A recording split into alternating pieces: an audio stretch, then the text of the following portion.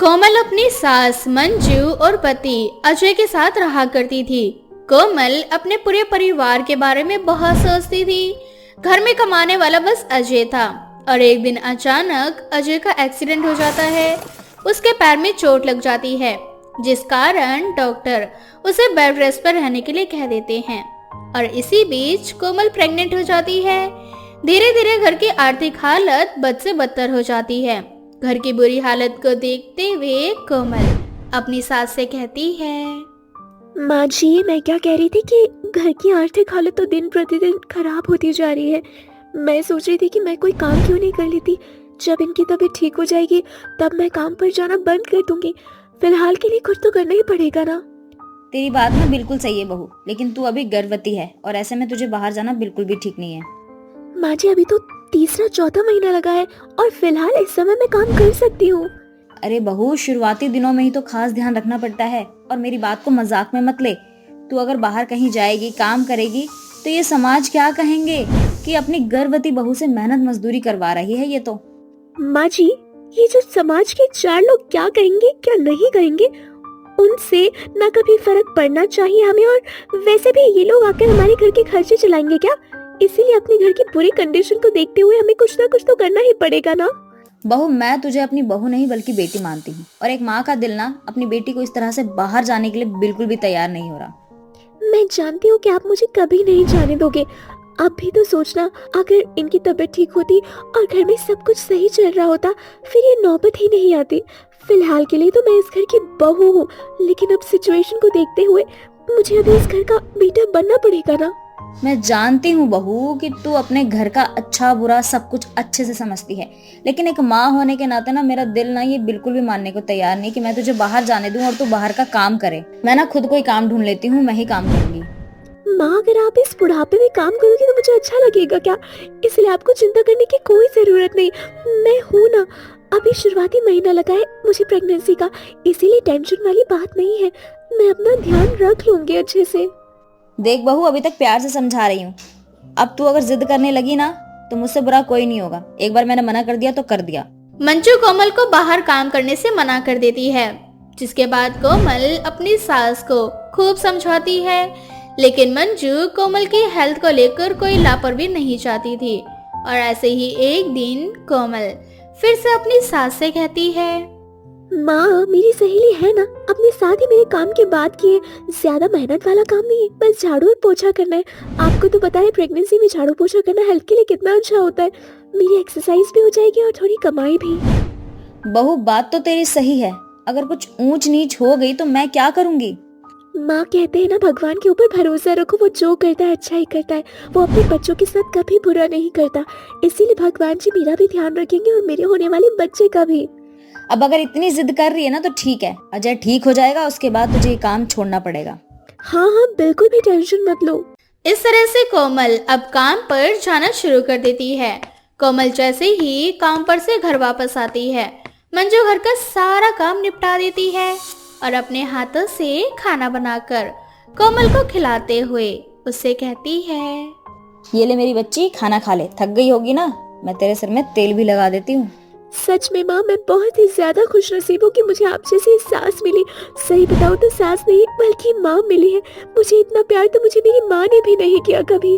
हाँ तो मैं ही तो तेरी माँ हूँ और मैं नहीं करूँगी तो कौन करेगा?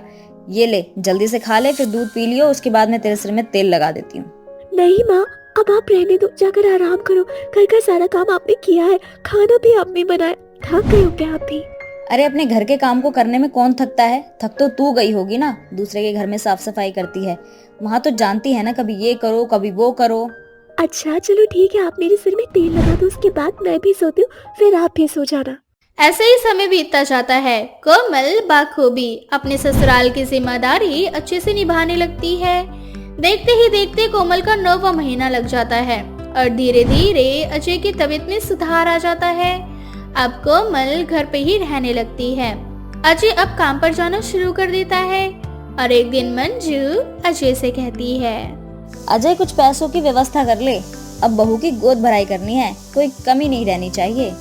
ठीक है ना, मैं इंतजाम करता हूँ। और बहू के मायके वालों को भी बता दियो कि बहू की गोद भराई है, ताकि उन्हें भी पता चले कि ये बहू का ससुराल नहीं बल्कि दूसरा मायका है और बहू को यहाँ पर किसी भी चीज की कोई कमी नहीं है।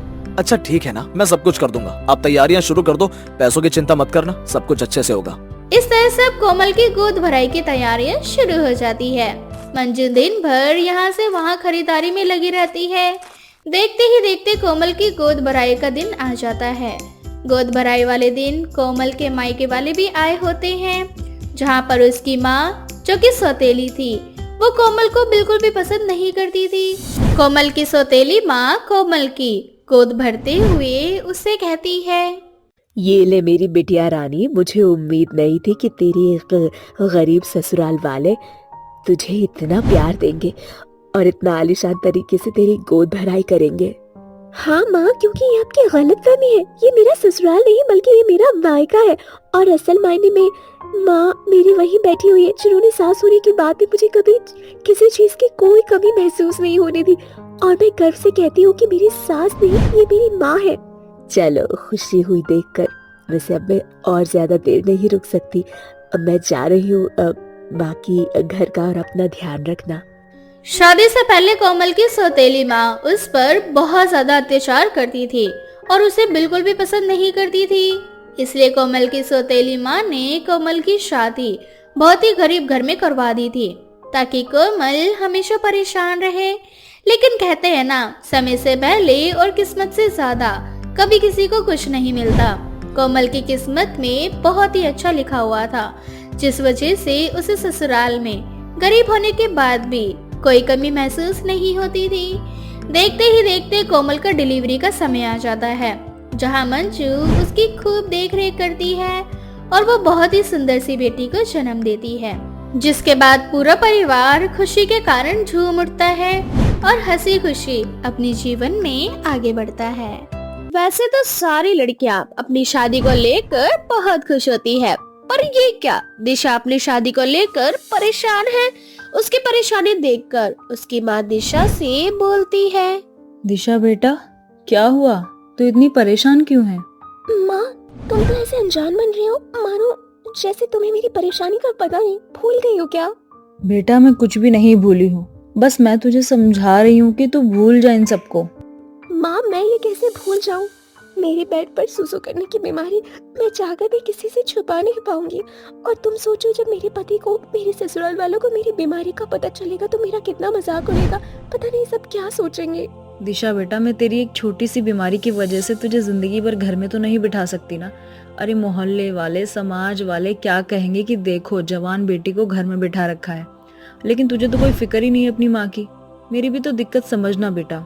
और रही बात तेरी बीमारी की, तो मैंने डॉक्टर को दिखवाया है। उन्होंने कहा है कि तू बहुत जल्द ठीक हो जाएगी, तो टेंशन लेने वाली बात क्या है। पर माँ, मुझे डर लग रहा है, कहीं ऐसा ना हो कि मेरे ठीक होने से पहले मेरी बीमारी का सच सबके सामने आ जाए। माँ, जब तक मेरी बीमारी ठीक नहीं हो जाती तब तक तुम इस शादी को पोस्टपोन कर दो ना।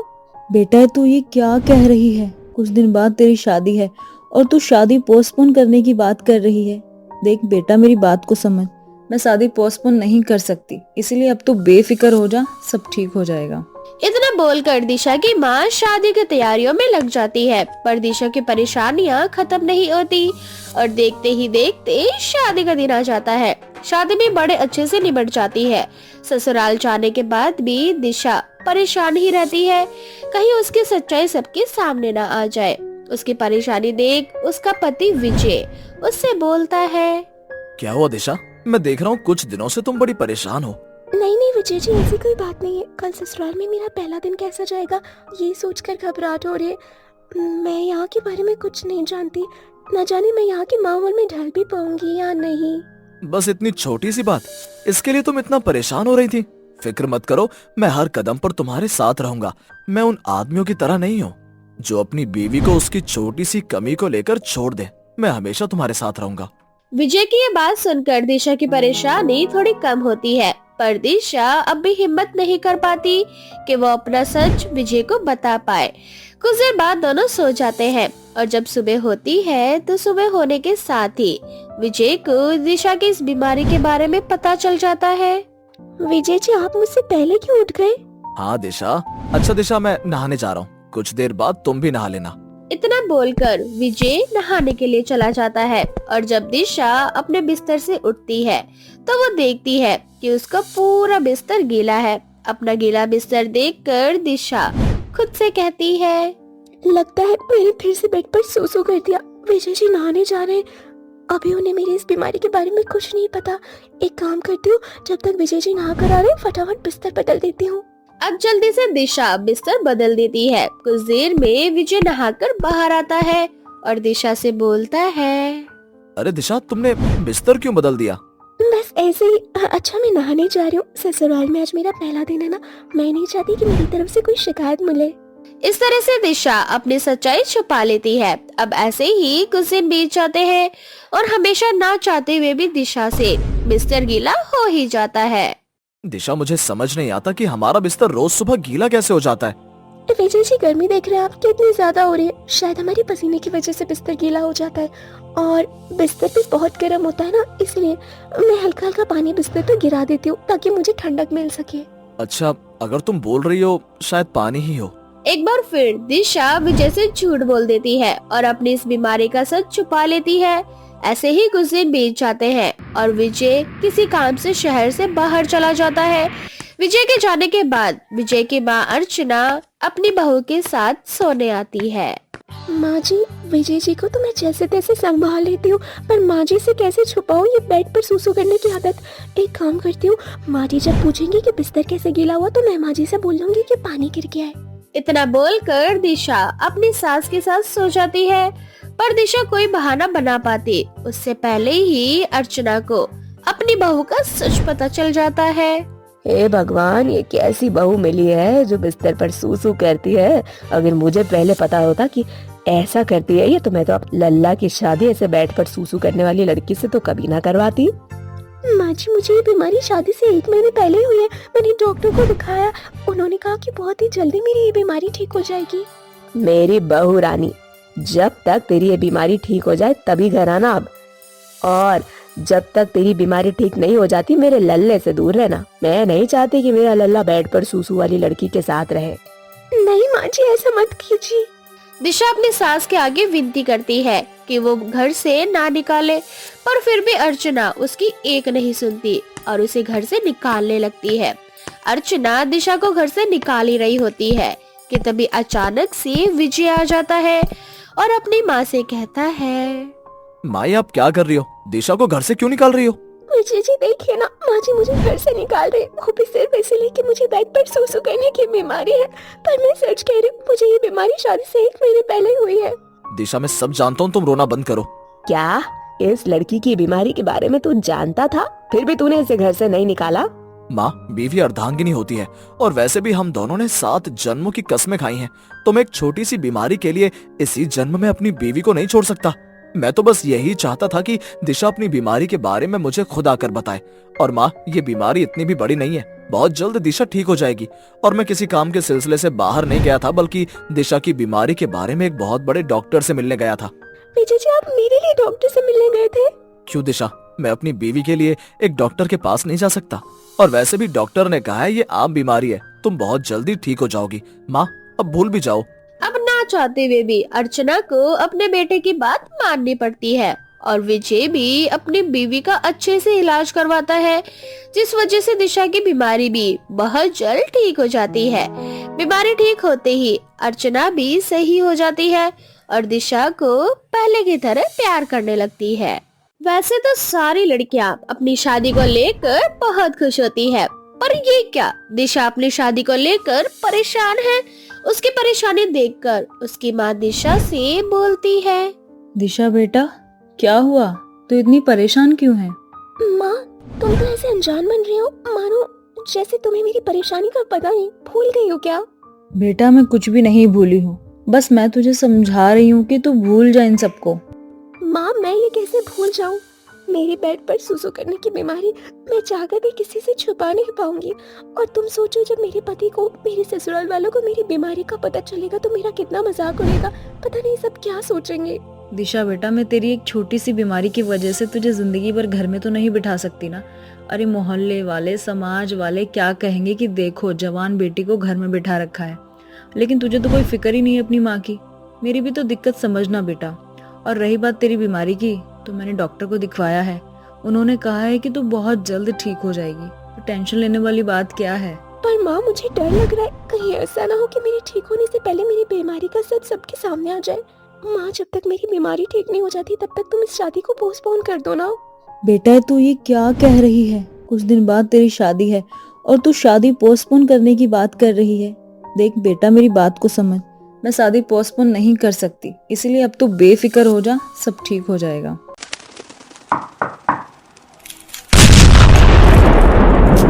चूचू चिड़िया की कहानी। ये कहानी एक सुंदरबन जंगल की है। सुंदरबन जंगल बहुत ही हरा भरा जंगल था, जहाँ पर काफी सारे पशु पक्षी अपने अपने घोंसले में अपने अपने परिवारों के साथ बहुत ही खुशहाल जीवन बिता रहे थे। कोई पक्षी अपने बच्चों के साथ खुश था, तो कोई पक्षी अपनी पत्नी के साथ, तो कोई पक्षी अपने माता पिता के साथ खुश था। पर उस जंगल में एक चीकू नाम का मेंढक था, जिसका इस संसार में कोई नहीं था। ना ही उसकी शादी हुई, ना ही उसका कोई साथी। वो बस अकेले ही अपना जीवन जी रहा था। एक दिन चीकू मेंढक अकेला बैठा हुआ था, तभी उसके पास एक कालू कौवा आता है और उससे बोलता है, क्या हाल है मेंढक भाई? अकेले अकेले बैठे बैठे क्या सोच रहे हो? कुछ नहीं कालू भाई, बस अकेले ही अपने जीवन का आनंद ले रहा हूँ। अरे मेंढक भाई, आप भी कमाल करते हो। अकेले कोई जीवन का आनंद कैसे ले सकता है? कोई तो अपने परिवार, अपने बच्चों और अपनी पत्नी के साथ खुश रहता है। अच्छा, पर मेरे जीवन में तो ऐसा कोई है ही नहीं। पत्नी और बच्चे होने से तो जीवन में समस्याएं होती हैं, परेशानियां होती हैं, बहुत से सुख और दुख होते हैं। और जब हम अकेले रहते हैं तो कोई दुख होता नहीं और ना ही कोई समस्या। हम तो खुशी खुशी अपना जीवन बिताते हैं अकेले। मेंढक भाई, आपने अकेले रहकर जीवन का आनंद लिया है, इसीलिए आपको नहीं पता कि शादी के बाद जीवन कितना खुशहाल हो जाता है और हमें जीने के लिए एक नया अंदाज मिल जाता है। आज आप इस अकेले भरे सन्नाटे जीवन को भूल जाएंगे जब आप मेरे घोंसले में चलकर एक दिन बिताएंगे।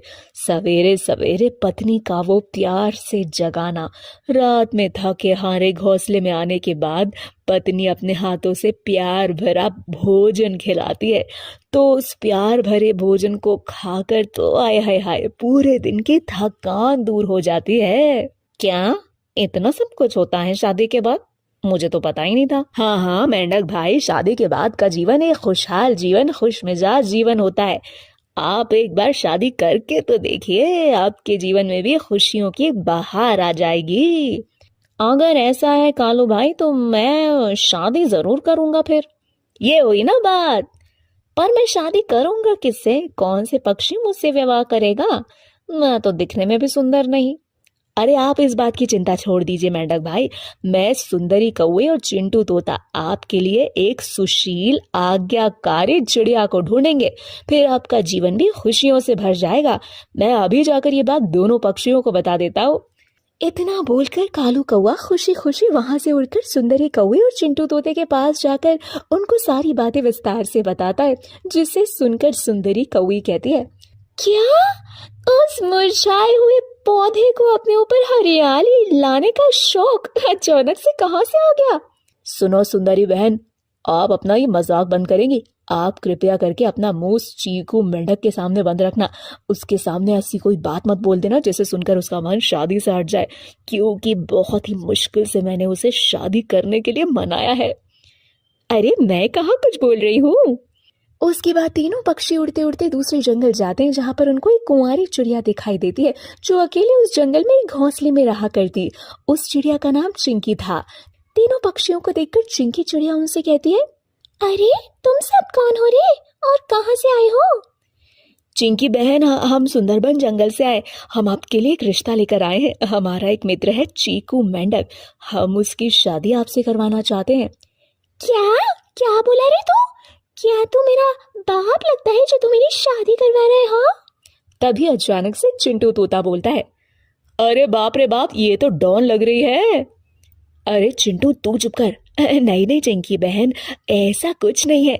हमारा दोस्त ना बहुत ही सीधा साधा और अच्छा है, वो आपको बहुत खुश रखेगा। काफी मेहनत और मशक्कत करने के बाद चिंकी चिड़िया चीकू मेंढक से शादी के लिए राजी हो जाती है। उसके बाद तीनों पक्षी मिलकर चिंकी चिड़िया को अपने साथ जंगल में ले आते हैं और तीनों पक्षी मिलकर चीकू मेंढक की शादी चिंकी चिड़िया के साथ करवा देते हैं। शादी होने के बाद चिंकी चिड़िया कालू कौवे से कहती है, ओ निठल्ले कौवे, चल निकल अब यहाँ से, शादी हो गई ना, अब कल्टी मार ले यहाँ से, चल चल। कालू कौवा चिंकी चिड़िया की बात सुनकर मन ही मन सोचने लगता है, अरे बाप रे बाप, ये चिड़िया तो बहुत ही ज्यादा खतरनाक है। सुनो छिछोरो, तुम तीनों अगर दोबारा यहाँ पर दिखाई दिए ना, तुम तीनों की हड्डी पसली तोड़ दूंगी मैं और फिर उसके बाद मोड़ दूंगी, समझ में आई बात? चलो निकलो यहाँ से। इतना सुनने के बाद सुंदरी कौवी कहती है, अरे कालू भाई, हम किस चिड़िया को लेकर आ गए? हमारी तो भलाई इसी में है कि हम यहाँ से निकल जाए। इस चिड़िया को तो बात करने की भी तमीज नहीं है। एक तो हमने इसकी शादी करवाई, ऊपर से ये हमें उल्टा सीधा बोल रही है। तीनों पक्षी वहां से निकल जाते हैं। चिंकी चिड़िया की बात करने के इस अंदाज को देखकर चीकू मेंढक हैरान रह जाता है। चिंकी चिड़िया अपने पति चीकू मेंढक से बोलती है, अब क्या बैल की तरह इधर ही खड़े रहना है तुझे? चलो घर के अंदर चलते हैं। हाँ हाँ चलो। दोनों पति पत्नी अपने घोंसले में आते हैं। अच्छा चिंकी, तुम अपने हाथों से अच्छा सा खाना बना दो। पागल हो क्या? मुझे क्या अपनी नौकर समझ के रखा है? चल अपने लिए और मेरे लिए बढ़िया सा खाना बना कर लेकर आ, और खाने में अगर स्वाद कम हुआ तो तेरे पिछवाड़े पर मार मार कर लाल कर दूंगी, समझा? चीकू मेंढक चुपचाप दोनों के लिए खाना बनाने लगता है। देखते ही देखते कई दिन गुजर जाते हैं। चिंकी चिड़िया चीकू मेंढक पर इतने जुल्म करती है कि पूरे घर का काम ही उसे करवाती है। बेचारा चीकू मेंढक अपने जीवन में भंवरे की तरह गोल गोल घूमने लगा। वो चिंकी चिड़िया से इतना परेशान हो जाता है कि एक दिन सुबह सुबह ही वो अपने घोंसले को छोड़कर कहीं दूर आकर बैठ जाता है और अपने आप से बात करने लगता है। अरे अच्छा खासा कुंवारा था, फंस गया शादी करके, मेरी तो किस्मत ही फूट गई ऐसी पत्नी पाकर। फालतू ही मैंने औरों की बात में आकर अपना जीवन खराब कर लिया। तभी वहां से कालू कौवा और चिंटू तोता उड़ते हुए जा रहे थे। वो चीकू मेंढक को देखकर उसके पास आते हैं। क्या हुआ चीकू भाई, शादी के बाद मजे से कट रहा है ना आपका जीवन? अरे तेरे मजे की तो ऐसी की तैसी, और तूने मेरी शादी किससे करवा दी? अभी तक मुझे ये समझ में नहीं आ रहा कि उस घोंसले में वो मेरी पत्नी है या मैं उसकी पत्नी। पूरे जीवन का सत्यानाश कर दिया तुम तीनों ने मिलकर। इतना बोलकर चीकू मेंढक अपनी शादीशुदा जीवन से परेशान होकर जंगल को ही छोड़कर चला जाता है और कभी ना शादी करने की कसम खाता है। दोस्तों, ये थी हमारी आज की कहानी। दोस्तों, क्या आपको पता है चीकू मेंढक की शादी कैसे होती है? अगर आपको पता है तो आप अपना आंसर हमें कमेंट सेक्शन में कमेंट करके ज़रूर बताएं। साथ ही वीडियो अच्छी लगी हो तो वीडियो को लाइक ज़रूर करें और मेरे चैनल को सब्सक्राइब करना और बेल आइकन को दबाना बिल्कुल भी ना भूलें।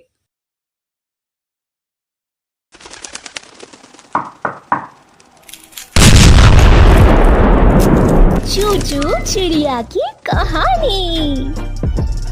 ये कहानी एक सुंदरबन जंगल की है। सुंदरबन जंगल बहुत ही हरा भरा जंगल था, जहाँ